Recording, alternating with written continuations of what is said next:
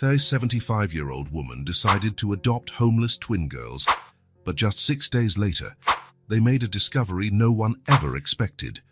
A child's cry cut through the chilly air of Rose Park. Margaret dropped her crochet bag, her heart pounding in her chest. 50 years of teaching had taught her that sound always meant the same thing. Someone needed help. Her eyes scanned the park, while her wrinkled hands searched for support on the nearest bench. Silence. The dry leaves continued their dance in the October wind, indifferent to her unease. The sun was dipping below the horizon, painting the red bricks of the old elementary school in shades of orange. Across the square, how many times had she rushed to soothe scraped knees and broken hearts? Another cry. No, a sob.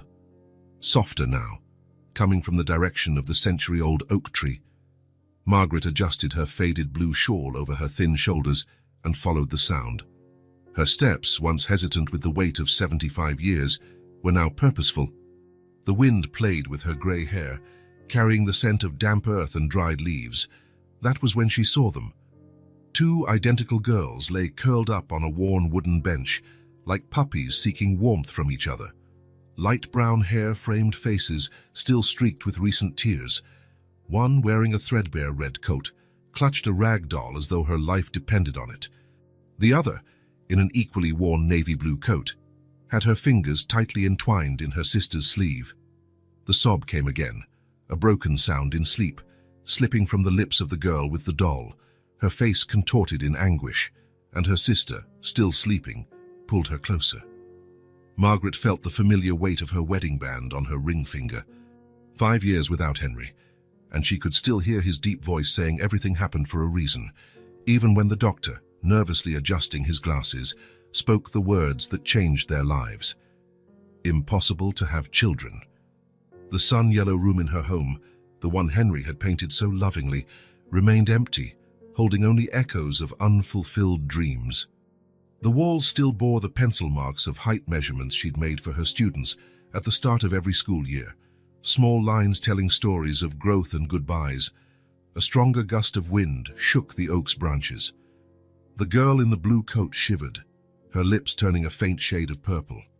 Her sister mumbled something unintelligible, the doll slipping slightly from her embrace, just enough for Margaret to notice its mismatched eyes, one brown button and one blue. "Henry," she whispered to the wind, "what do we do now?" As if in answer, a loud rumble broke the silence. The girl with the doll opened her eyes in alarm, honey-colored irises widening at the sight of Margaret. She shook her sister frantically. "Claire, wake up!" Her voice was urgent but low, as though used to not drawing attention. "There's someone here!" Claire woke with a start, instinctively placing herself between her sister and the stranger. "Sophie, should we leave?" Another stomach rumble answered before Sophie could speak. Both girls blushed, pink patches spreading across their pale faces. "How long since you two have eaten, dears?" Margaret asked, her voice carrying decades of experience in calming frightened children. The twins exchanged a look, the kind of silent communication only siblings seem to have. It was Claire who answered. So softly Margaret had to lean in to hear. "Since yesterday morning." The last ray of sunlight filtered through the oak leaves, illuminating a worn bandage on Claire's wrist. Sophie adjusted the doll in her arms, her small fingers nervously smoothing the dress stitched with uneven seams. "What's her name?" Margaret indicated the doll with a gentle nod. "Marie," Sophie hesitated, biting her lower lip. "Our Mo—" The word died in her throat. The stars were beginning to flicker timidly in the darkening sky. Margaret pointed to a red brick house a few blocks away, its white windows reflecting the last hues of twilight. "I have hot chocolate in the pantry," she said softly, "and I baked a cinnamon cake this morning. Would you like to come with me?" A third, more insistent stomach rumble broke the tension. Sophie and Claire exchanged another long look, years of mutual trust weighing on their decision. Slowly, like cautious kittens, they rose from the bench, their hands instinctively finding each other's. Margaret held out her wrinkled hand, letting them decide if they wanted to take it. After a moment that felt like an eternity, Claire, still gripping her sister's hand, reached for the offered hand. The girl's fingers were icy.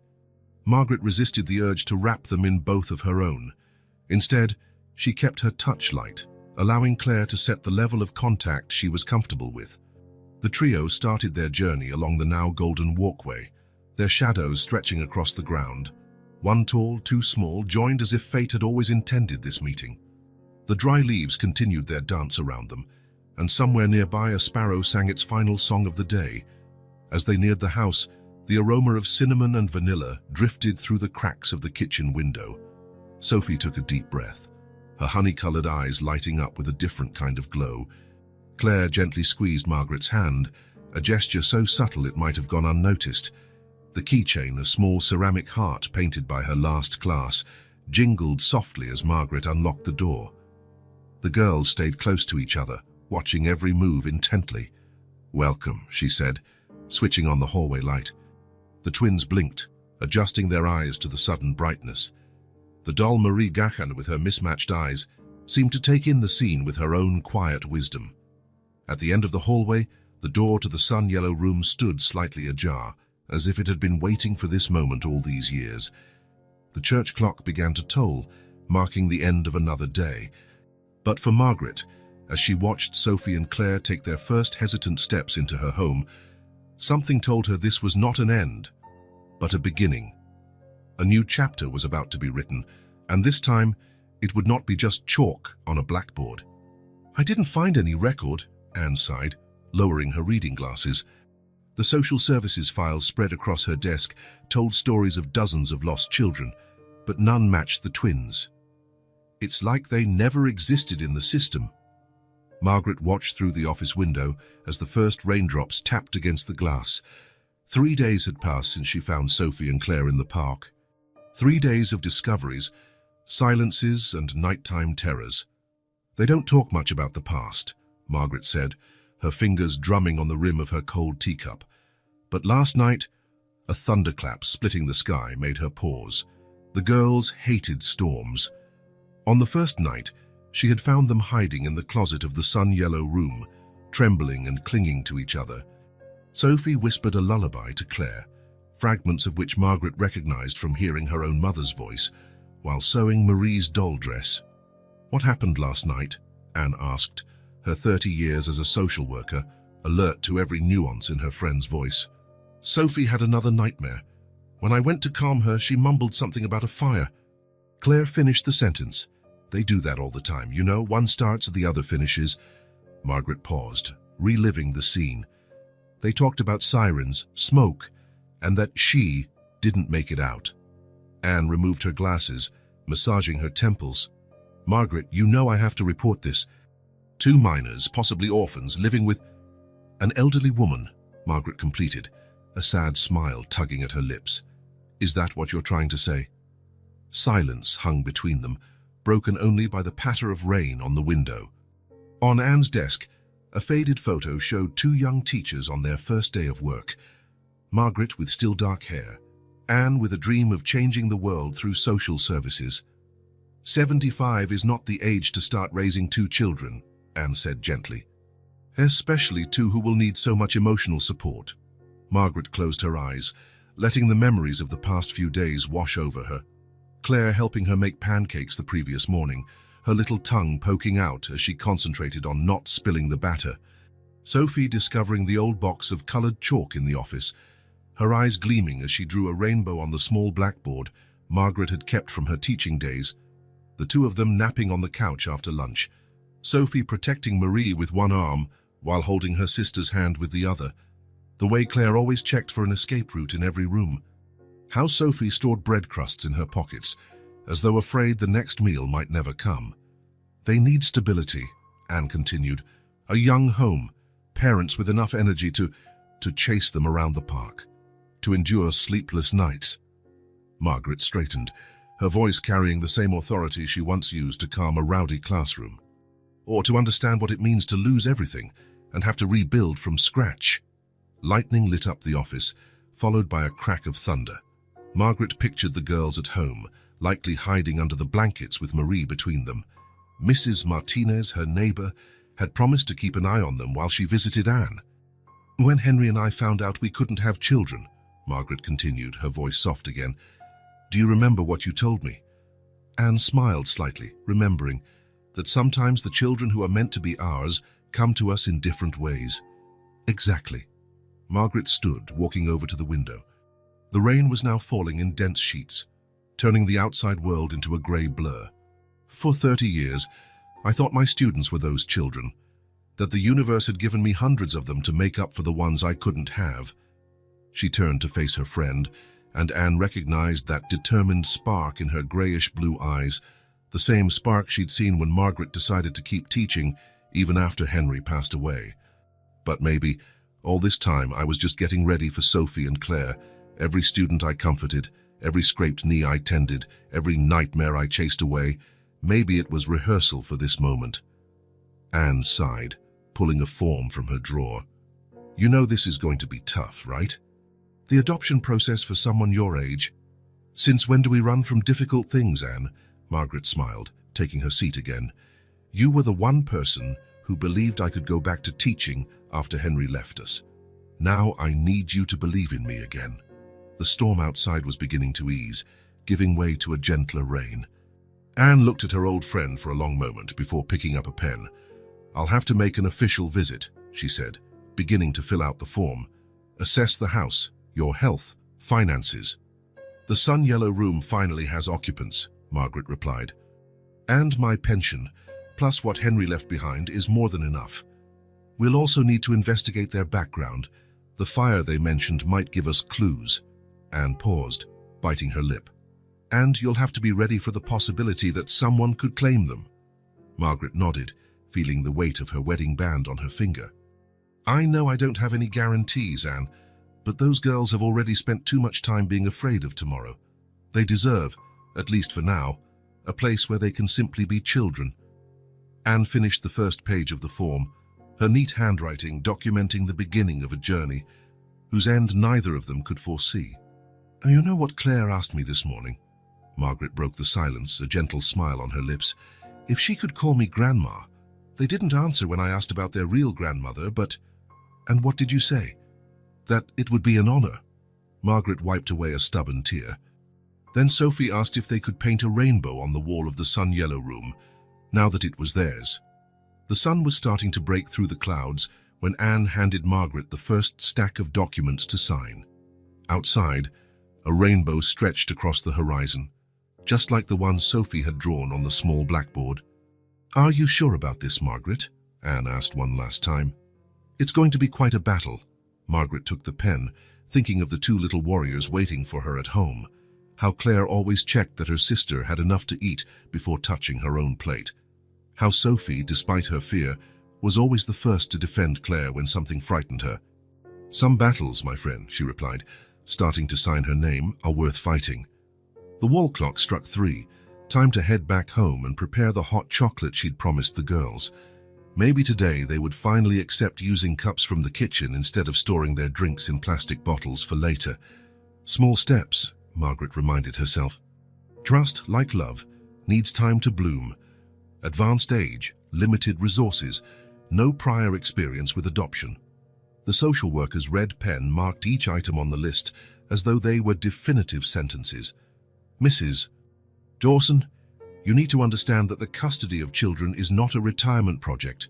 Margaret clenched her fists in her lap, holding back the outrage rising in her throat. Through the meeting room window, she could see Sophie and Claire in the social services garden, sharing a sandwich with the doll Marie perched between them. Don't 35 years in a classroom count as experience with children? Her voice came out sharper than she'd intended. The social worker, a middle-aged woman named Patricia Moore, adjusted her heavy-framed glasses. Teaching is different from raising, especially children with a history of trauma. Trauma. The word hovered in the air like smoke. Margaret shut her eyes, recalling the previous night. Run, Claire! Sophie's scream cut through the darkness. Margaret found the twins huddled in the corner of the sun-yellow room, Claire cradling her sister, while Sophie thrashed in her sleep. The smoke! I can't see. Sophie sobbed, her fingers clawing at the air. Mom! Mom's still in there. Claire shook her sister gently. Sophie, wake up. We're safe now. Grandma is here. When Sophie finally opened her eyes, her face was streaked with tears. It felt so real this time, she whispered. I remembered everything. Margaret sat on the floor beside them, keeping enough distance not to startle them. Do you want to tell me? The twins exchanged looks, years of shared secrets passing between them. Claire was the first to begin. It was night. Mom had made soup. Vegetable soup, Sophie added. She always sang while she cooked. The fire started in the neighbor's house, Claire went on. Mom woke us up, told us to run, but she went back to get the photo of Dad. Sophie clutched Marie tighter. The smoke was too black. The firefighters wouldn't let us go back. Claire took her sister's hand. They said they'd take us somewhere safe, but we couldn't be separated, Sophie finished. So we ran. Mrs. Dawson. Patricia's voice brought her back to the present. Are you listening to me? Margaret straightened in her chair. Perfectly, and I understand your concerns. But those girls need stability, not more changes. That's exactly why we need to find a suitable family. Patricia flipped through more documents. We have couples on the waiting list with resources, energy, and how long until you find this perfect family? Margaret interrupted. How long will they spend in shelters, possibly separated? Out in the garden, Claire had discovered a dandelion. She blew its seeds gently, making Sophie smile for the first time that day. My age is a fact, Margaret continued. But so is the fact that I own my home, have financial stability, and most importantly, have already earned their trust. Trust built on shaky ground, Patricia pointed out. You should have notified the authorities immediately. So they could run away again? Margaret shook her head. They spent months on the streets, Patricia. Do you know what I found in their coat pockets? Hand-drawn maps of homeless shelters, bus routes marked with safe places to sleep. Patricia jotted something down on her clipboard. That only proves the need for professional support. And they'll have it. But from inside a home, not an institution. A commotion in the hallway broke their conversation. Through the slightly open door, Margaret recognized some voices. Parents of former students, neighbors, members of the local church. News of her attempt to adopt had spread quickly through the small town. Not everyone supports this decision, Patricia remarked, indicating the group with a nod. The community is concerned. The community always worries about what's different, Margaret replied, recalling the time she began teaching students with special needs decades ago. How many parents had protested? How many then came back to thank her? Out in the garden, Sophie had started drawing in the dirt with a small stick. Claire soon joined her, both working in sync on something that, from above, looked like a house. Do you see what they're drawing, Patricia? Margaret asked quietly. The social worker adjusted her glasses, leaning forward to get a better look through the window. A house, Margaret continued, with a tree beside it, and 3 figures at the door, 2 small, 1 taller. Mrs. Dawson, do you know how long it's been since they last dreamed of a future, of a place to call home? Margaret took an envelope from her purse.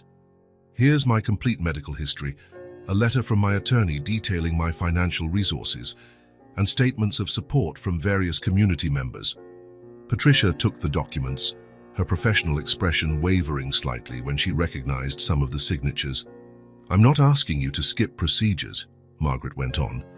I'm asking you to consider what's best for Sophie and Claire, not in theory but in practice. A gleeful squeal came from the garden. Sophie had found a 4-leaf clover. Claire immediately began searching for another, determined to keep the balance that had always existed between them. I'll do a home visit next week, Patricia finally said, stamping a form. And we'll need regular psychological evaluations for all 3 of you. Margaret nodded, feeling a weight lift off her shoulders. Thank you. Don't thank me yet. Patricia filed the documents away. It's going to be a long road, and not all the obstacles will be bureaucratic. As if to prove her point, raised voices came from the hallway. Margaret recognized Pastor Thomas's tone, always the first to question changes to the natural order of things. An elderly woman alone with 2 troubled children, he said, loudly enough to be heard. It's a recipe for disaster. Margaret stood, smoothing her dress with dignity. I may be old, Patricia, but I still know how to tell real problems apart from prejudice disguised as concern. Out in the garden, Claire finally found her own 4-leaf clover. The twins celebrated together, their identical smiles shining in the afternoon sun. Sophie and Claire aren't a retirement project, Margaret concluded, picking up her purse. They're two children who need love, patience, and someone who understands that some scars take time to heal. And time, despite what everyone thinks, is something I have plenty of to give them. Leaving the meeting room, Margaret passed the group in the hallway with her head held high.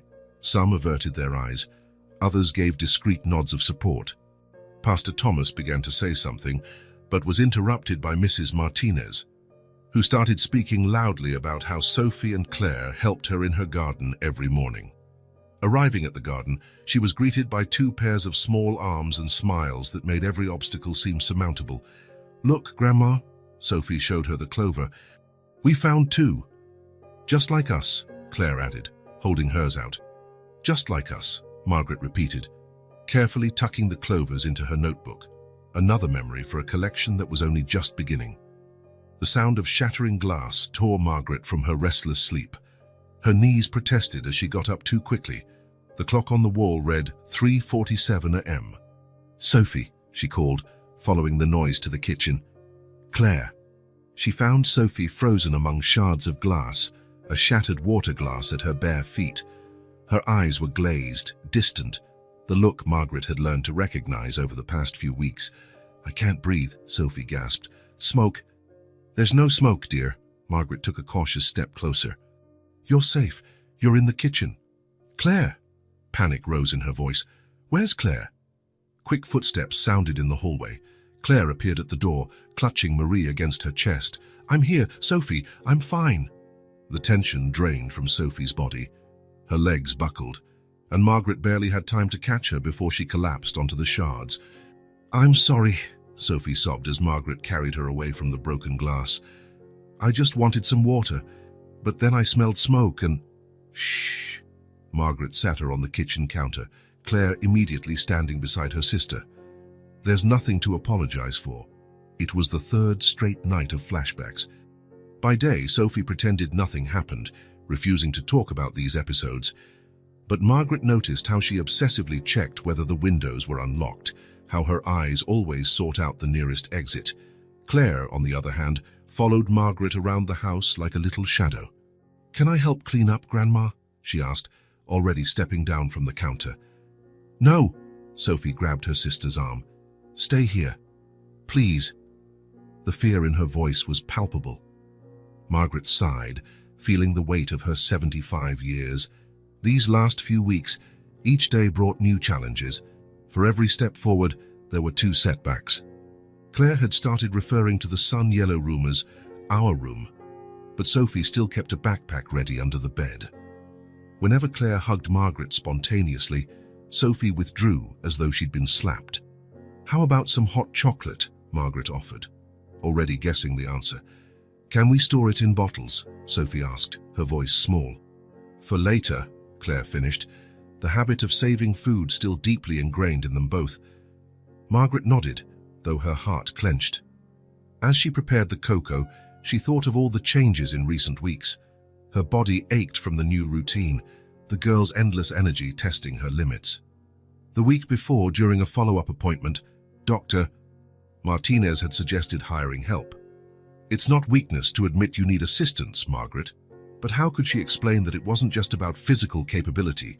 How could she make people understand Sophie and Claire needed consistency, not more strangers in their lives? "Grandma," Claire's voice brought her back. "It's snowing." The first flakes of winter danced outside the kitchen window. Sophie finally smiled, her first genuine smile in days. "We've never built a snowman," Claire said dreamily.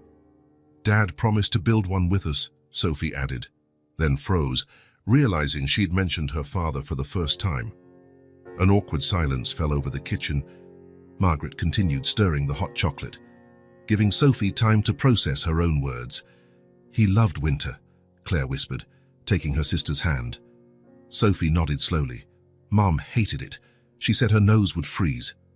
A surprised laugh escaped her lips, immediately followed by tears. Claire hugged her at once, and for the first time, Sophie didn't resist when Margaret joined the embrace. "Tomorrow," Margaret promised, "we'll build the biggest snowman this yard has ever seen." Later, after cleaning up the broken glass and tucking the girls back into bed, Margaret sat in her old armchair. The family album in her lap showed photos of Henry playing in the snow with his students. "Sometimes I wonder if I made the right choice," she confessed to the picture of her late husband. "If I'm not being selfish, trying to fill our emptiness with them." The snow continued drifting outside, covering the world in a blanket of possibilities. From the sun-yellow room, she could hear Claire softly humming Sophie to sleep, the same lullaby she remembered hearing from her own mother. Margaret closed her eyes, exhausted.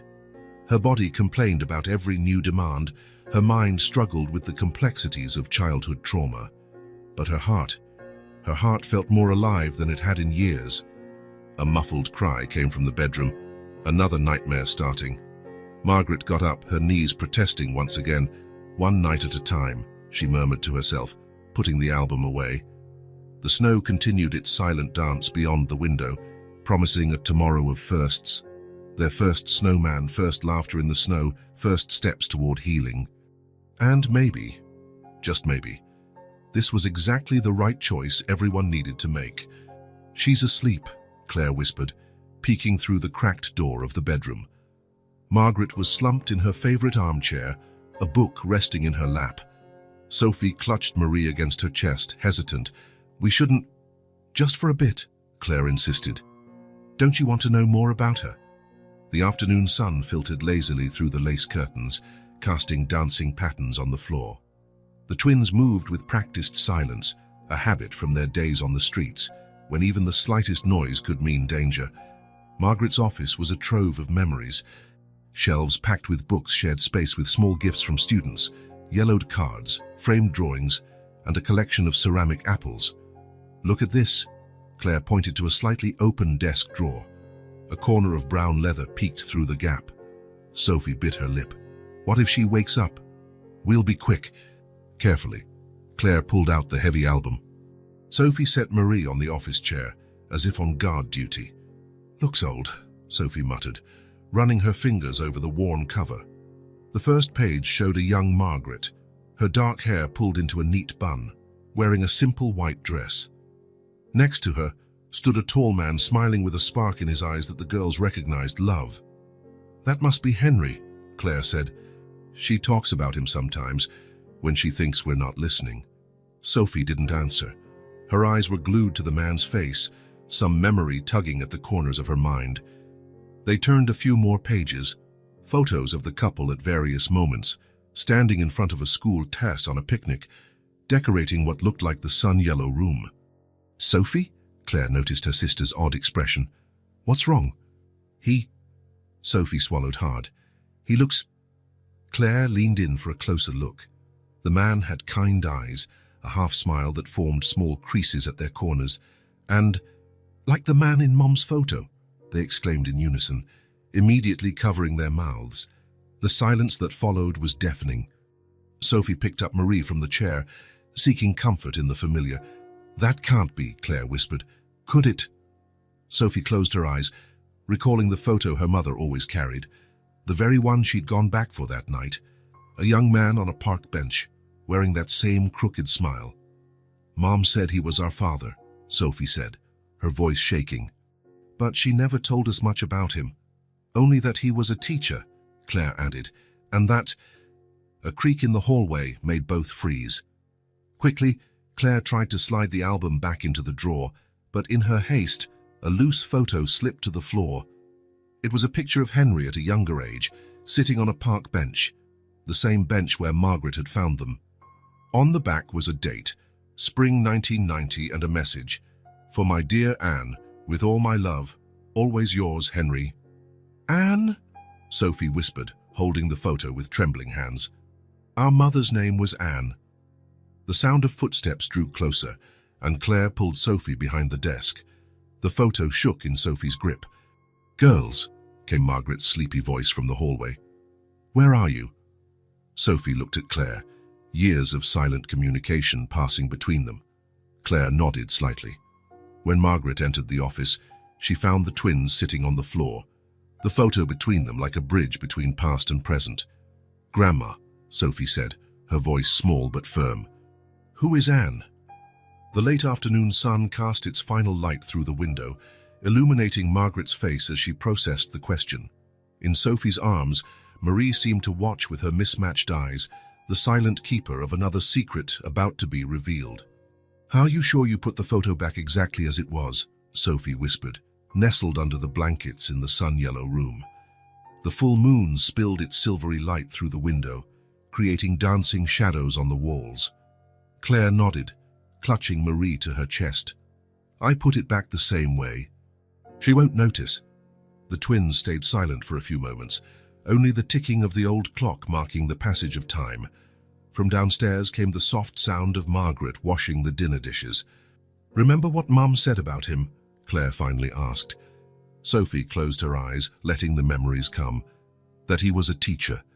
That he had kind eyes, and that crooked smile, Claire chimed in, just like in the photo. "She said he died before we were born," Sophie went on, "in a car accident. But what if—" Claire hesitated, biting her lip. "What if she didn't know everything?" The floor creaked in the hallway, making them both shrink instinctively. Soft footsteps approached the door. "Still awake, dears?" Margaret asked gently, her silhouette outlined by the hallway light. "Just talking," Claire replied quickly. Margaret smiled, that same kind smile they'd seen in the photo, the one they now recognized in themselves when they looked in the mirror. "Don't stay up too late. Remember, we're going to the park tomorrow." When the door closed again, Sophie exhaled a breath she didn't realize she'd been holding. "Did you notice," she whispered urgently, "the way she smiles?" Claire nodded. "And how she tilts her head when she's thinking, just like he does in the photo." The next day, they watched Margaret's every move, cataloguing in their minds each gesture and expression. The way she adjusted her glasses to read, how she furrowed her brow when concentrating. At the park, they sat on the same bench where she had found them. Sophie took Marie out of her backpack, straightening the doll's patched dress. "Mom kept the photo in a special little box," Claire said softly, watching Margaret feed the ducks at the pond. "Remember, that wooden box with painted flowers?" Sophie nodded. "She looked at it every night before sleeping. And sometimes she cried," Claire added. "She thought we didn't notice, but—" "Girls," Margaret called from the pond's edge, "come see, the ducklings have just hatched." Sophie and Claire exchanged glances. There was something in Margaret's voice, a familiar cadence echoing their earliest memories. "The box," Sophie suddenly gasped, so quietly only Claire could hear. "Remember what was written inside the lid?" Claire frowned, trying to recall. "Something about spring." "Forever yours," Sophie finished. "The same words from the photo." A bolder duck waddled up to the bench, making Claire jump. Margaret laughed from across the way, a warm laugh that resonated in the girls' chests like a half-forgotten memory. Back home, the twins continued their silent investigation. While Margaret prepared dinner, they studied the photos on the living room wall. Henry appeared in many of them, always with that signature smile. "Look at this." Claire pointed to an old school photo where Margaret had taught. The caption read 1990. "The same year," Sophie whispered. During dinner, Margaret told them stories from her years as a teacher. The girls absorbed every word, searching for clues in their own memories. "Henry loved to teach math," Margaret commented, spooning more mashed potatoes onto their plates. "He had a special gift for numbers." Sophie nearly knocked over her glass. "Mom was really good at math," she said before she could stop herself. A strange silence fell around the table. Margaret blinked a few times, as though something had just flashed in her mind. "Your mother was a teacher too?" she asked gently. Claire kicked her sister under the table. "No," Sophie answered quickly. "She just liked numbers." Later, while Margaret watched the news, the twins retreated to the sun-yellow room with Marie. "We need more proof," Claire declared, nervously combing the doll's hair with her fingers. "But how?" Sophie wondered. "We can't just ask her directly." "Not yet," Claire agreed. "First, how we have to be sure." Sophie held Marie, adjusting the doll's necklace of colorful beads, the last gift they'd received from their mother. "What if it's true?" she whispered. "What if he—" "If it's true," Claire cut her off, taking Sophie's hand, "then we're not alone. We still have family." Downstairs, They could hear the music Margaret always played before bedtime, a soft melody that reminded them of something distant, like a dream half remembered. Tomorrow, Sophie decided, we'll look for more photos. There must be more somewhere. Claire nodded, her eyes shining with determination. And we'll pay attention to everything she says about Henry. The twins fell asleep, huddled together, Marie between them as always, keeping secrets and hopes alike. In the next room, Margaret leafed through an old album, her fingers gently tracing the outline of a long-lost face. The moon continued its silent vigil, witness to secrets that, like seeds, only waited for the right moment to blossom. She went shopping, Claire announced, watching out the sun-yellow room window as Margaret walked to the grocery store. We have an hour at most. Sophie held Marie against her chest, her heart pounding. Where do we start? The attic, Claire answered without hesitation. She never goes up there. I saw the stairs when she put away the Christmas decorations. The twins moved with the practiced synchronicity developed over years on the streets, perfecting their ability to search in silence. The attic stairs creaked under their combined weight, but sounded deafening to their alert ears. The attic was a treasure trove of dusty memories. Neatly labeled boxes lined the walls, each telling a different story. School photos, 1985, 1990, Henry's letters, Thomas's documents. Thomas, Sophie whispered, pointing to the last box. That's what Mum called him. A memory flashed us crystal clear. Dad Thomas loved teaching, their mother would say, gently stroking the photo by the light of a bedside lamp. He had a special way of making people smile, even on the hardest days. What was he like, Mom? Claire would ask, always so curious. Tall, with kind eyes that crinkled when he smiled, and he used to tilt his head when he was thinking, as if hearing music only he could hear. Claire carefully pulled the box out, a cloud of dust swirling in the air. Inside were yellowed envelopes, organized by date. Dear Thomas, Sophie read softly. I know we agreed to keep our distance, but I must tell you about Anne. Claire's hands shook as she picked up another letter. My love, leaving was the hardest decision I ever made. But you have a life with Margaret, and I have to protect our secret. Another memory, more recent. Why did Dad leave? Mom? Sophie asked one night while her mother mended Marie's dress. Sometimes, my love, she replied, discreetly wiping a tear. People make hard choices thinking it's best for everyone. Your father, he had another family, a whole life built. It wouldn't be fair to destroy that. Did he know about us? Claire asked. No, my love. He left before I found out I was expecting you to. Look at the date. Claire pointed to one of the letters. 3 months before we were born. Sophie found a loose photo among the letters. Thomas and a young woman, their mother, sitting on a park bench. On the back, a message. Thomas and Anne, spring 1990, the beginning of everything. It's the same photo, Claire whispered, the one Mum always carried. The distant sound of the front door closing made both girls freeze. Girls, Margaret's voice echoed from downstairs. I'm home early. Where are you? They hastily replaced everything in the box, trying to keep the original order, but Sophie slipped the photo into her pocket. They needed solid proof of what they'd discovered. That night, after Margaret had tucked them in, the twins whispered under the covers. How do we ask? Claire bit her lip, thinking hard. Maybe. Sophie hesitated. We could start by talking about our mum, see how she reacts. And casually mention the name Thomas. Sophie nodded, placing Marie between them. The doll, with her mismatched eyes, looked wiser than ever. One last memory surfaced. Mom, why does Marie have mismatched eyes? Sophie had asked once, playing with the doll's blue button eye that replaced the one she'd lost. Because sometimes, her mother smiled that sad smile, the most beautiful things in life are made of different parts that come together in unexpected ways. The next morning, during breakfast, Claire mustered the courage. Grandma, you met a lot of teachers when you were teaching, right? Margaret paused, butter knife poised over her toast. Oh yes, dear.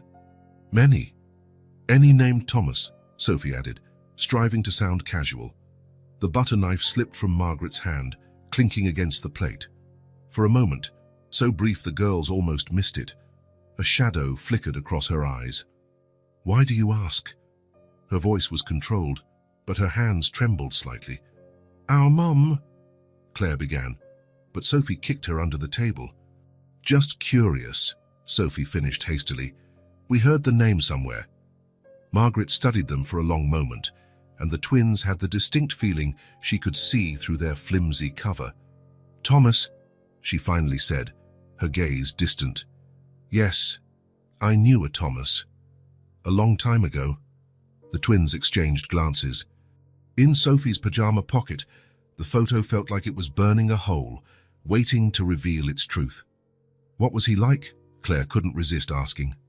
Margaret smiled, the same smile they'd seen in the photo, which they now recognized in their own reflections. "He had a special way," she began, and the twins held their breath, "of making people smile, even on the hardest days." Sophie felt tears welling up in her eyes.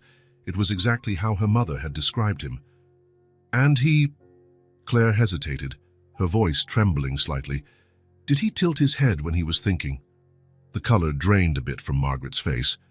She stared at Claire, then at Sophie, as though truly seeing them for the first time. "How—" she began, but her voice broke. Sophie slipped a hand into her pocket, her fingers brushing against the photo. Beside her, Claire reached for her other hand under the table. The moment of truth was near. It was just a question of who would be brave enough to take the first step. "Tell us more about when you were a teacher," Claire prompted, helping Margaret water the garden plants. Autumn painted the leaves red and gold, and a gentle breeze carried the scent of chrysanthemums. Sophie, seated on the back steps with Marie on her lap, watched intently. "Where to begin?" Margaret smiled, her eyes drifting to distant memories. "It was in 1990 that everything changed." The twins exchanged quick glances. 1990, the year of the photo. "What changed?" Sophie asked, striving for a casual tone. Margaret paused, the watering can poised over a pot of violets. "That was when Henry and I started working with Thomas at the new school." Claire nearly dropped her small watering can. "Thomas was a teacher too." "Math," Margaret replied, and something in her voice made the twins draw closer. "He had a special gift for numbers, you know. He could even make the most challenging students fall in love with the subject." 7 times 8 is 56, my little math whizzes." Their mother's voice echoed in the twins' memories, singing multiplication tables like a lullaby. "And he—" Sophie hesitated, choosing her words carefully. "Did he stay at the school for a long time?" Margaret's expression changed subtly. "No. He left at the end of that year. No one knew exactly why." Claire planted another seed of a question. "Did he have a family?" "Claire," Sophie cautioned quietly, noticing how Margaret's hands trembled slightly. "No," Margaret answered after a long pause. "I mean, not that we knew. He was private about his personal life." The breeze rustled the apple tree leaves at the back of the garden, carrying with it a memory that made Sophie clutch Marie more tightly. "Your father loved apples," their mother had once said, slicing the fruit into thin pieces. "He used to say each apple had its own personality, the sweet ones for happy days, the tart ones for when we needed extra energy." "Grandma," Sophie said softly, "why do you have so many apple trees in your yard?" Margaret froze, the watering can slipping from her grasp. Water spilled onto the ground like secrets laid bare. "Thomas planted the first one," she whispered, almost to herself. "He said each apple had its own personality." The silence that followed felt as heavy as distant thunder. Claire discreetly took Sophie's hand, both feeling the weight of unspoken truth. During dinner, Margaret seemed distant, her eyes often wandering beyond the kitchen window. The twins watched her closely, noting how she unconsciously touched the old wedding band on her finger. "Those braids," Margaret suddenly said, looking at Claire's hair. "They remind me so much of—" "Who?" Sophie asked, her heart pounding. "A young teacher," Margaret answered vaguely. "Anne. She replaced Thomas when he left." Claire dropped her fork, the metallic clang against the plate seeming to jolt Margaret back to the present. "I'm sorry." She shook her head gently. "Sometimes the past feels so present." Later, in the sun-yellow room, the twins whispered their discoveries. She's starting to realize, Claire said, braiding the frayed hair of Marie. Sophie nodded, the photo hidden beneath her pillow weighing like lead. But what if she's wrong? And what if... You saw how she talked about the apple tree, Claire interrupted. Exactly like Mum did. Distant thunder made them both shrink instinctively. Rain began to fall, gentle but steady. In the next room, they heard Margaret pacing slowly, the floor creaking under her steps. She had spent longer than usual looking at old photographs after dinner. "Do you think she already knows?" Sophie asked, hugging Marie. "I think she's starting to piece it together," Claire answered. "Just like us." A flash of lightning lit up the room briefly, illuminating the photo of Thomas hidden in the dresser drawer. His gentle smile, so much like Margaret's, seemed to guard 1,000 secrets. The next morning at breakfast, Margaret was unusually quiet. Her eyes moved between the twins as if searching for something lost long ago. "You know," she finally said, her voice quivering slightly, "you two remind me of someone." Sophie and Claire exchanged quick glances. "Who?" Claire asked, her cup of hot chocolate momentarily forgotten on the table. Margaret studied their faces for a long moment. "Someone I met a long time ago. Someone who..." She paused, choosing her words carefully. "Changed many lives without even knowing it." Sophie felt the weight of the photo in her pocket, where she now carried it constantly. Could this be the moment? But before she could decide, Margaret rose abruptly. I need to check something in the attic." The twins froze. The attic, where the box with the letters was stored. "Grandma," Sophie called, her voice higher than normal. "Want help?" "No, dear," Margaret replied, already on the stairs. "Some things we have to face alone." Once her footsteps faded upstairs, Claire clutched Sophie's hand. "Sophie," she whispered urgently, "do you think she'll find the box?" Sophie finished, her face pale. "She'll know we went through it." The sound of boxes being moved came from above. The twins sat in tense silence, bracing for the inevitable moment when past and present would finally collide. Marie, perched on a nearby chair, seemed to watch with her mismatched eyes, one blue, one brown, like a puzzle finally making sense. The clock on the wall chimed 9 as they heard it, a sharp gasp, followed by the unmistakable sound of papers falling. "Grandma?" Claire called, her voice trembling. There was no answer. Sophie took out the photo, smoothing its worn edges. "I think," she said softly, "it's time." The girls stood up together, hand in hand, carrying the weight of too many secrets for such young hearts. The attic stairs had never seemed so long. At the top, they found Margaret sitting on the floor, surrounded by scattered letters. In her trembling hands was a photo identical to the one Sophie carried. "How?" Margaret whispered upon seeing them, her voice breaking. "How did I not see this sooner?" Sophie stepped forward, offering her copy of the photo as though extending a peace offering. The moment of truth had arrived, bringing with it the weight of 3 generations of hidden love and untold stories. Sophie held the photo in her trembling hands, her small fingers tracing the outline of Thomas's face. Claire, beside her, clutched Marie as a shield. "Grandma," Sophie began, her voice barely above a whisper, "we have something to tell you." Margaret remained on the attic floor, surrounded by old letters strewn like autumn leaves. The weak light from the small window cast dancing shadows on her pale face. "You found the box," she said gently. "It wasn't a question." Claire moved closer. "We didn't mean to pry, but we had to know," Sophie finished, extending the photo. "Because of this?" Margaret took the photograph with trembling fingers. Her eyes widened as she recognized the scene. Thomas on the park bench, his familiar smile directed at someone outside the camera's frame. "Where?" Her voice failed. "Where did you get this?" "It belonged to our mother," Claire replied, sitting next to Margaret. "She always carried it. She said it was our father." Silence fell, heavy as thunder. Margaret looked from the photo to the girls' faces, as if noticing something for the first time. "Anne," she finally whispered. "Your mother's name was Anne." Sophie nodded, sitting on Margaret's other side. "She was a substitute teacher. That's how she met him." "In 1990, Claire added softly. Margaret closed her eyes, silent tears rolling down her wrinkled cheeks. The year he disappeared. The twins waited, their hearts pounding in unison. Margaret opened one of the letters beside her, its yellowed paper fragile as a butterfly's wings. "Thomas was my fiancé," she began, her voice gaining strength. "We were going to marry that fall, but then he changed. He grew distant, worried. Spent extra hours at school, saying he needed to help a substitute math teacher with her curriculum." "Our mum," Sophie whispered. Margaret nodded. "One day, he just didn't show up to class anymore. He left only a letter saying he had to leave, that it was better this way." She paused, picking up another photo from the box. "This was the last time I saw him." The picture showed Thomas and Margaret in her garden, beside the newly planted apple tree. He was smiling, but his eyes carried a shadow of worry.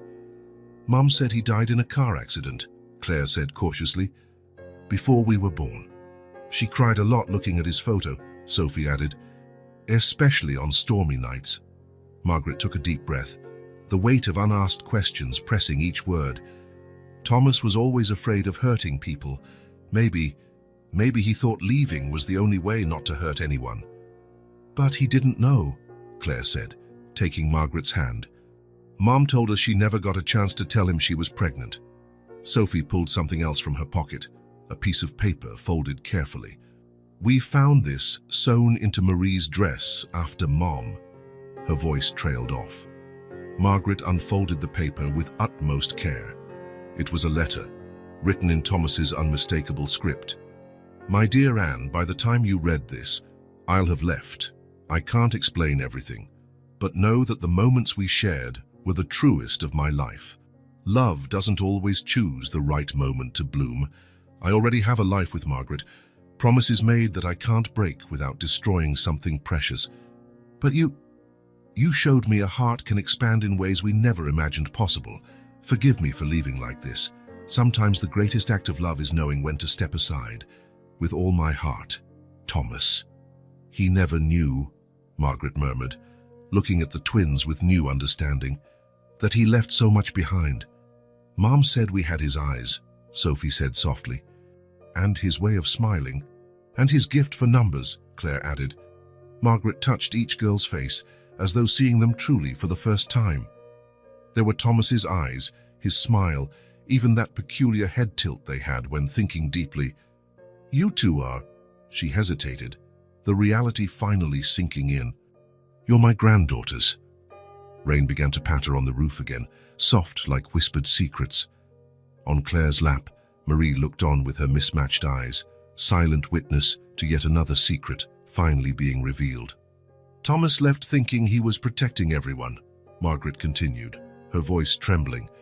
"But maybe the universe found a way to fix things." "How?" Claire asked, wiping away tears. "By bringing you back home," Margaret replied, opening her arms, "to the family you never knew you had." Sophie was the first to move, throwing herself into Margaret's embrace. Claire followed, Marie squished between them in a hug that felt like it might make up for years of separation. The rain intensified outside, but for the first time since the fire, the twins didn't feel afraid. In that dusty attic, surrounded by letters and photos that told a story of love too complicated for its time, 3 generations of women began rebuilding the fragments of a family fate had torn apart, and now, finally, brought together. "Grandma," Sophie said after a long moment, "can we plant another apple tree in the yard?" "Mum always said each apple has its own personality." Margaret laughed through her tears, recognizing Thomas's words. "Yes, my dears, and this time we'll take care of it together." Claire picked up one of the letters from the floor, her eyes scanning the old words. "He really loved you both, didn't he?" "You and Mom." "Love," Margaret replied softly, "sometimes is like that apple tree out there. Its roots run deep where we can't see, its branches grow in unexpected directions, and it bears fruit in the most surprising seasons." The rain began to lessen, a stubborn ray of sunshine piercing through the attic window. Outside in the garden, the old apple tree Thomas had planted so many years ago glistened with raindrops, its leaves whispering tales of loves lost and found, of hearts broken and mended, of families separated by fate and finally reunited by it. And there, among ancient letters and yellowed photographs, 3 generations of a complicated yet genuine love began writing a new chapter, one that would, this time, include every part of the story. The sun-yellow room had been turned into a makeshift investigation headquarters. Old photos, letters, and newspaper clippings covered the bedspread, each piece a fragment of the puzzle that was Thomas's life. "I found it!" Claire exclaimed, waving a yellowed envelope. "It's the last letter he sent to Mom." Margaret adjusted her glasses, her hands trembling as she took the paper. Sophie scooted closer, Marie safely in her arms. "My sweet Anne, fall arrived early this year. The leaves on the apple tree are already turning gold, reminding me of your hair in the sunlight. Every decision I've made weighs heavier with each passing day. Yesterday, I saw Margaret choosing flowers for our wedding. Her smile held so much hope, so much trust. How can I destroy a whole life of promises?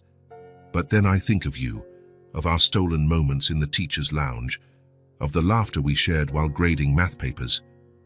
Love should be simple, shouldn't it? Maybe in another life, another time. Forever yours, Thomas." "The date," Margaret murmured. 3 weeks before he disappeared.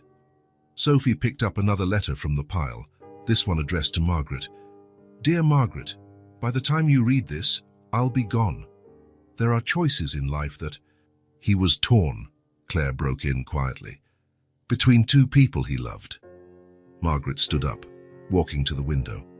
Outside, the old apple tree swayed gently in the afternoon breeze. Thomas was always complex, capable of so much love, but also so much doubt. "Mum said he was like a bird," Sophie remarked, fiddling with Marie's beaded necklace, "too free to stay in one tree." "But he didn't know," Claire added, "about us." Margaret turned to face the girls, tears shining in her eyes. There they stood, living pieces of Thomas, Anne, and maybe even herself, woven together by loves past and future that had never fully played out. "I found something else," Sophie said, pulling a crumpled newspaper clipping from the bottom of the box. "It's an obituary." Silence fell as Margaret read, "Thomas Laurent, 1965-2015, died in a car crash, survived by a daughter, Anne Laurent." "Laurent," Claire frowned. "But Mom's last name was—" "Williams," Sophie finished. "Anne Williams." Margaret sank onto the edge of the bed. "He changed his name after he left." "To protect everyone," Claire whispered. Sophie pulled out an old photo from her backpack, the last picture they had of their mother, taken months before the fire. "Look, Grandma. Her eyes—" "Just like Thomas's," Margaret said, tracing the face in the photo with her finger. "How did I not see it sooner? You both have the same eyes. All 3 of you." Claire began arranging the letters by date, forming a timeline on the bedspread. "Here. Mom was born in 1991, a few months after he left. And here," Sophie pointed to a newspaper story, "he died in 2015. Mom must have found out and gone to the funeral. That's when she started telling us stories about him," Claire recalled. After she got back from that trip, Margaret picked up another photo from the box. Thomas looking older, grey strands in his hair, but the same trademark smile. He went his whole life without knowing he had a daughter, granddaughters. "What about you, Grandma?" Sophie asked softly. "I never married," Margaret replied. "Henry was a dear friend, a wonderful companion. But Thomas, some loves mark your soul in ways that can't be erased." Claire suddenly stood, going to her backpack. She pulled out a small leather-bound diary. "It was Mom's," she explained, handing it to Margaret. "We found it after the fire." Margaret opened the diary reverently. The first page contained a photo, Thomas and Anne on a park bench, smiling at something outside the frame. "Dear Diary, today I learned who my father was. After so many years searching, I found his obituary by chance. Thomas Laurent, once Thomas Dawson, the math teacher who vanished, leaving only mystery and broken hearts behind. I went to the funeral from a distance, watching a grey-haired woman leave a single white rose at his grave. Was that her? The Margaret from the letters I found in my mother's things. How can I tell my daughters that their grandfather lived so close, yet so far? That the man in the photo I always carry was part of a story bigger than I ever knew. Maybe one day, when Sophie and Claire are older, they'll understand that love is sometimes too complex to fit into neat lines. She knew, Margaret whispered. She knew about me. And now here we are, Sophie said, taking Margaret's hand. It's like fate's trying to fix things, Claire finished. Margaret gazed at the twins, her granddaughters, an unexpected gift from the past. In their faces, she saw traces of Thomas, of Anne, and even a bit of herself, the way Claire furrowed her brow in concentration, how Sophie tilted her head while deep in thought. Tomorrow, she decided, we'll visit his grave, bring him flowers. Tell him about you. Apples, too, Sophie suggested. From our tree. His tree, Claire corrected gently. No, Margaret smiled through tears.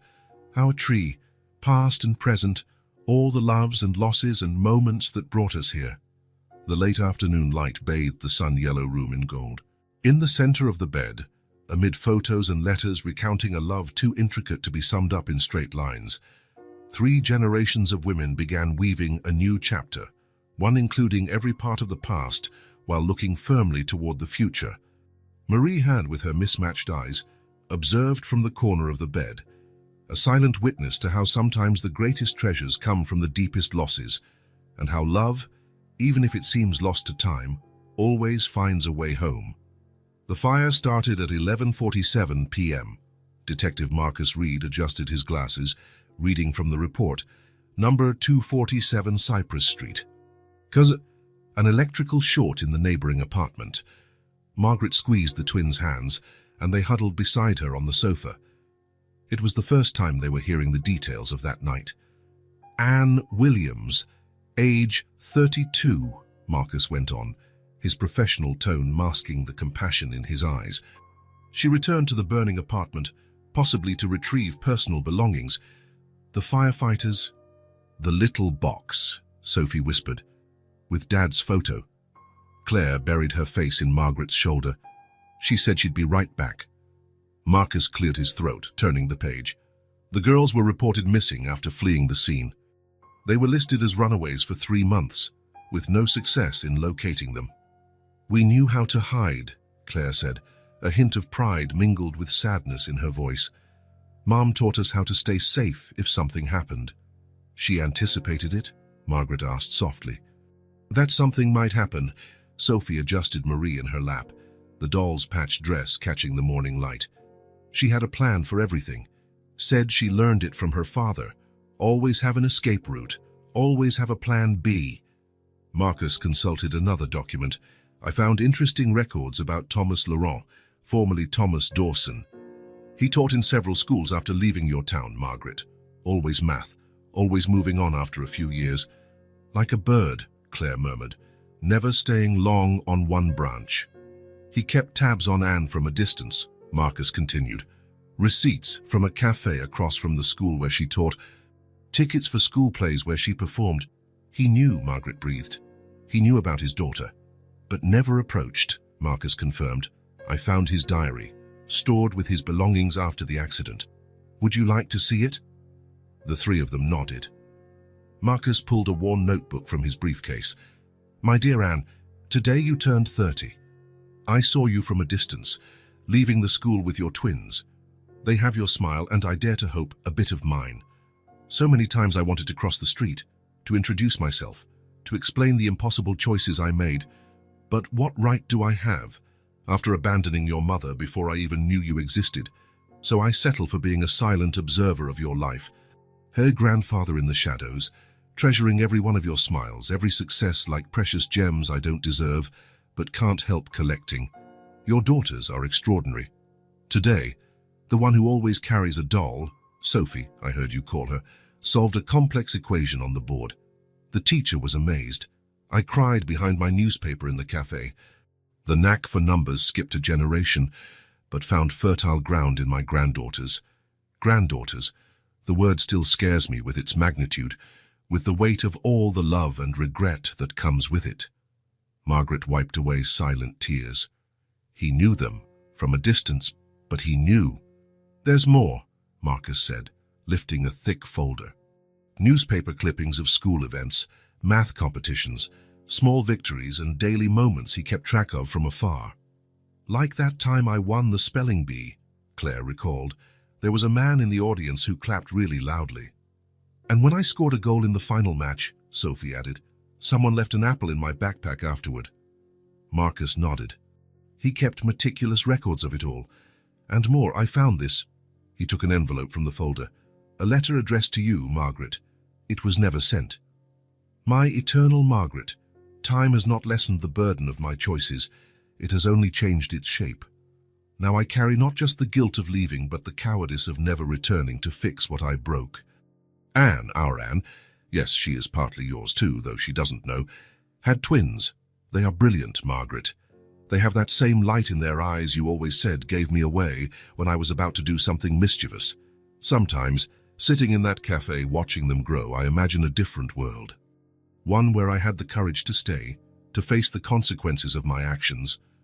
A world where you would know your granddaughters, where Anne had the family she deserved. But then I remember that some bridges, once burned, leave scars too deep to rebuild. So I continue my silent vigil, an uninvited guardian to a family I created and destroyed with equal skill. With eternal love and regret, Thomas. Only the faint sound of children playing outside broke the silence that followed. There's one more thing, Marcus said gently. I found Thomas's will. He left everything to Anne. The house, his savings, all of it. With a letter explaining who he was. The letter arrived a week after the fire. That's why Mum was acting so strange that week, Sophie murmured. She cried so much, looking at papers. And then the fire happened, Claire added quietly. Margaret pulled the girls close. Now I understand why you ended up on my bench at the park. What do you mean? Claire asked. Thomas wrote about that bench in his diary. It was where he waited for me after classes, where he proposed to me, where years later he met Anne. And where you found us, Sophie said softly. Marcus began packing up the documents. There's more to look into, more people to interview. The community has mobilized. Thomas's former students, Anne's colleagues. Everyone wants to help fill in the gaps. Some gaps, Margaret said, looking at the twins, don't need filling. Maybe they're just spaces where new gardens can grow. Sophie took out the old photo of Thomas at the park bench. Can we hang this up on the wall with the other family photos? In the sun-yellow room, Claire suggested. Where everyone can see. Margaret smiled through tears. Yes, my dears. It's time to bring all the pieces of our story into the light. Outside, the old apple tree swayed gently in the afternoon breeze, its golden leaves dancing to a song of redemption and forgiveness. In some distant place, Thomas was surely smiling, knowing his little math whizzes had finally found the solution to the most important equation of all, how to turn 3 broken hearts into a complete family. Detective Reed stepped outside, leaving the 3 of them to process the revelations. As the door closed, Margaret turned back to the twins, her eyes shining with a mixture of grief and hope. The morning fog still lingered over Cedar Grove Cemetery as Margaret's car drove through the iron gates.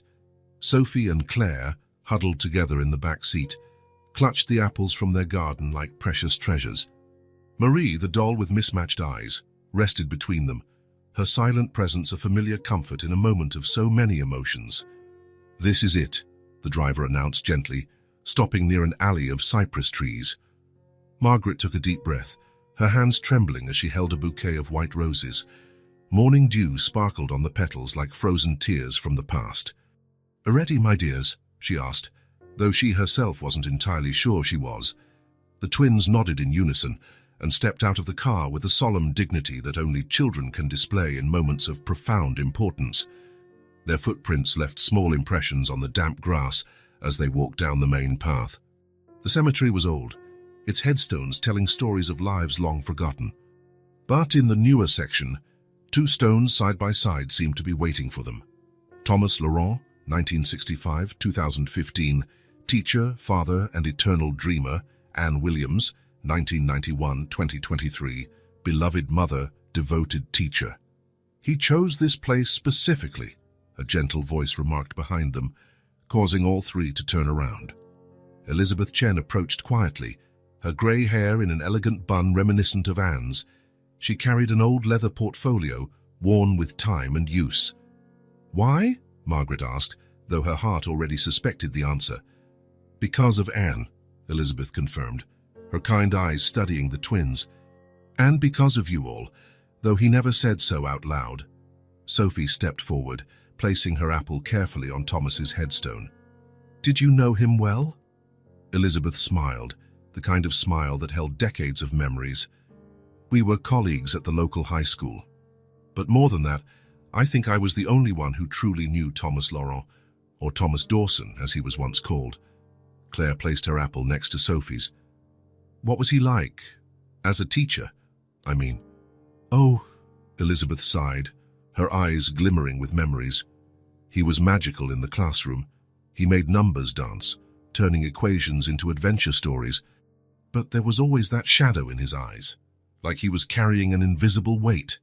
"Regret," Margaret whispered, her voice nearly carried away by the morning breeze. "He spoke of you," Elizabeth continued, turning to Margaret. "On those nights, we stayed late to grade papers, when exhaustion lowered his defenses.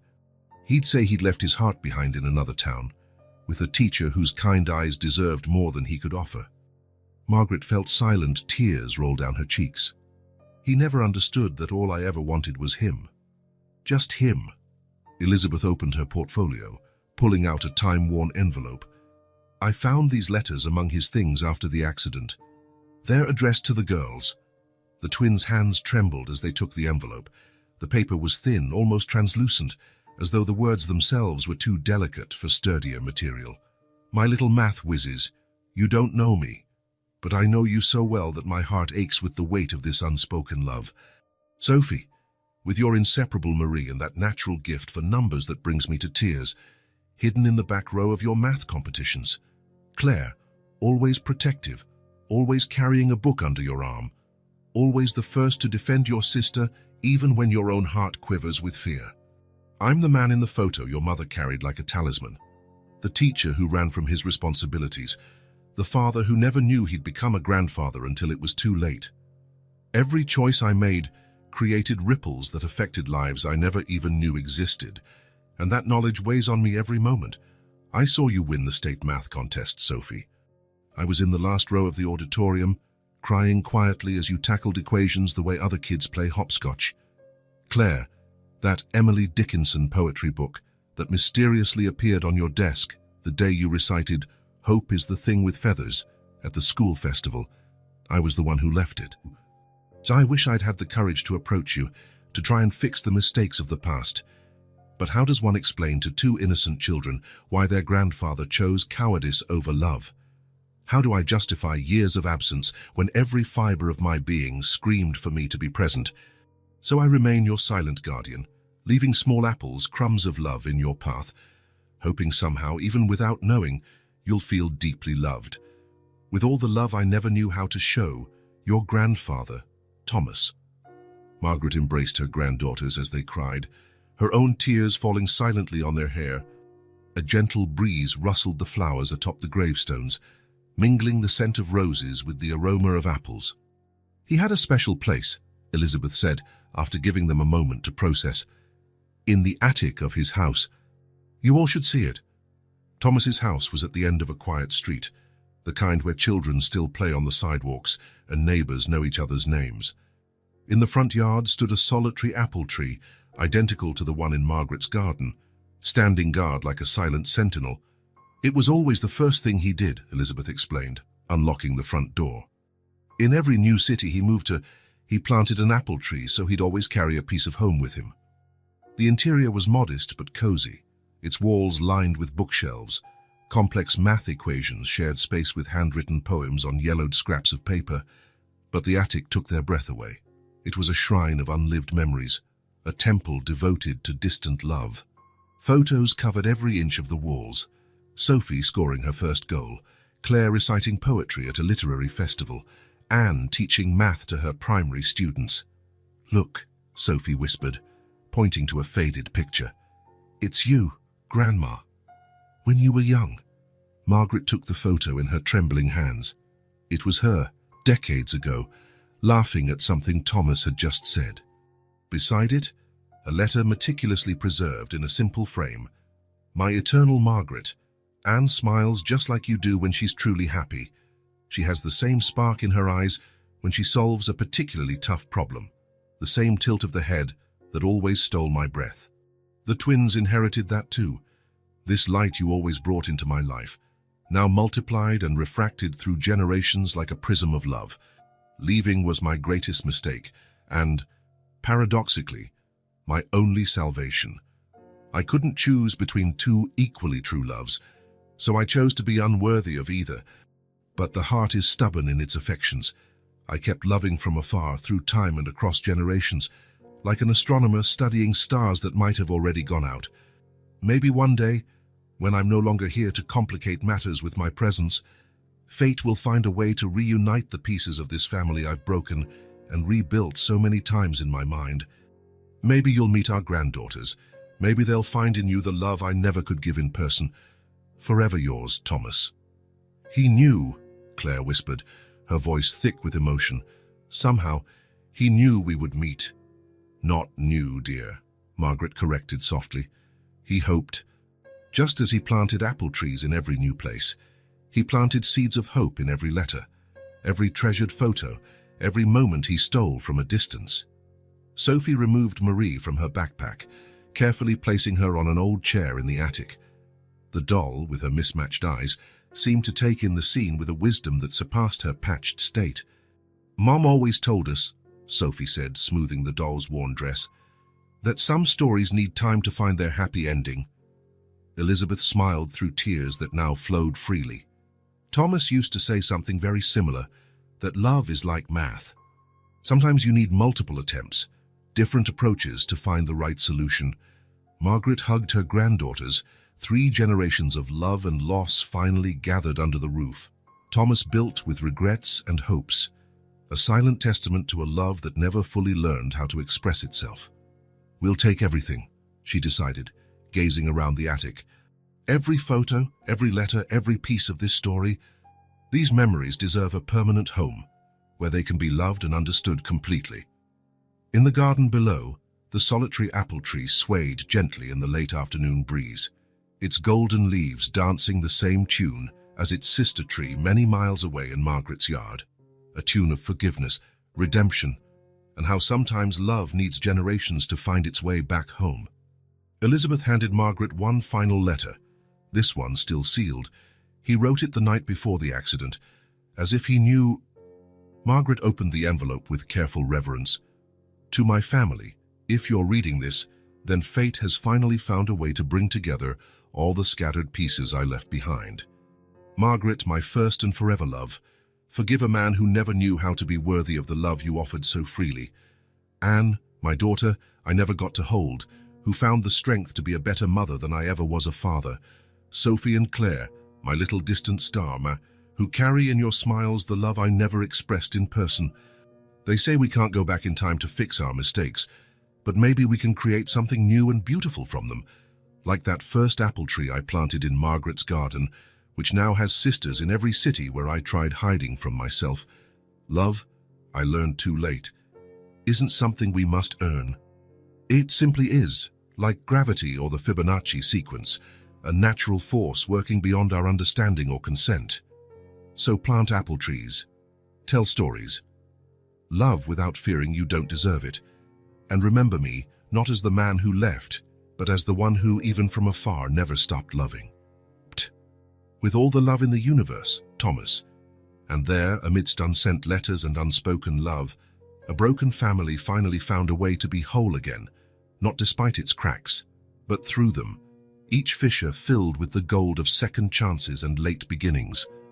Marie, with her mismatched eyes, kept her silent watch from the corner of the attic, an eternal reminder that sometimes the most beautiful stories are the ones that take the longest to tell, and that love, even when it seems lost to time, always finds a way back home. The evening light bathed the sun-yellow room in golden tones as Margaret opened the last box brought from Thomas's house. Sophie and Claire, seated on the rug, sorted photos and letters in chronological piles, Marie overseeing the process from her rocking chair. "Look at this," Claire exclaimed, holding up a faded photo. "It's Mom when she was little." The image showed a girl of about 6, brown hair in braids identical to Claire's now, smiling in front of a blackboard full of math equations. "She was a teacher even as a child," Sophie said, smiling reverently at the photo.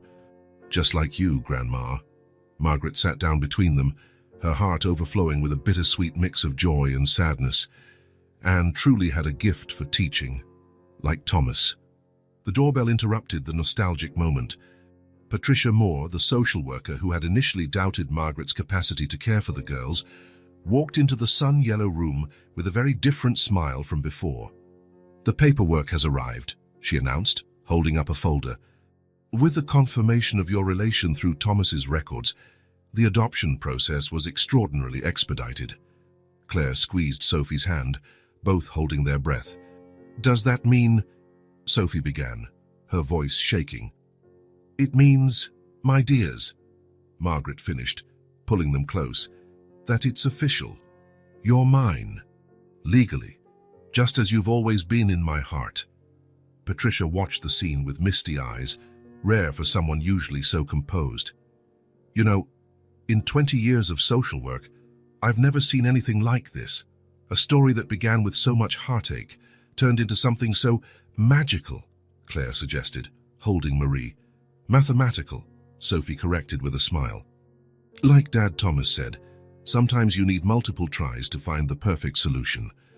Margaret stood up, walking to the bookshelf where a brand new photo album rested, its leather cover untouched. "I think it's time." The twins understood instantly. Sophie took out the picture of Thomas on the park bench, the one their mother had carried like a talisman. Claire selected the corresponding photo of Margaret as a young woman. Together, they placed these images on the first page of the new album. "The start of our story," Claire said softly. "No," Margaret corrected, picking up a recent photo of the 3 of them standing by the apple tree in the yard. "The middle. Because every true love story goes on through the generations." Patricia cleared her throat, trying to maintain her professional demeanor. "Well, these documents need signatures." "Stay for dinner," Sophie offered spontaneously. "We made apple pie from our tree." "Dad Thomas's recipe," Claire added. "The same one he taught Mum." The scent of cinnamon and apples already filled the house, mingling with the smell of old paper and newly uncovered memories. Outside, the apple tree gently swayed in the late-day breeze, its leaves glinting under the setting sun like small golden coins.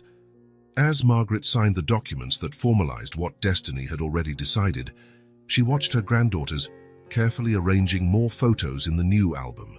Each image was placed with reverent care, each memory preserved with love.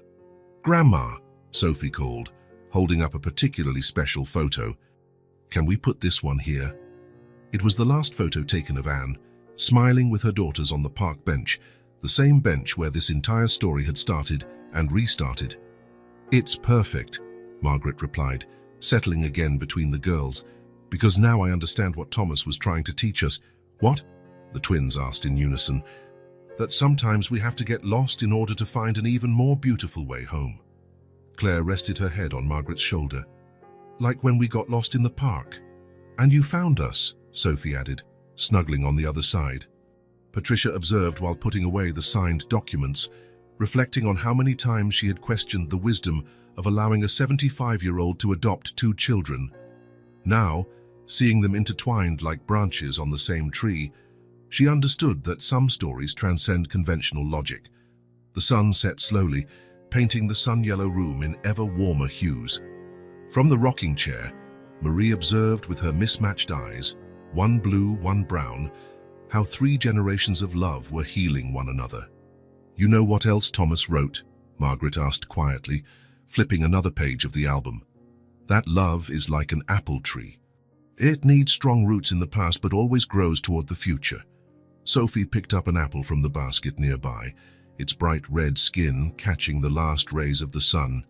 "And it bears fruit," she said, taking a bite before passing it to Claire, who took another bite before handing it to Margaret. And it bears fruit, Margaret repeated, completing the circle. The new photo album lay open among them, its blank pages ready for new memories.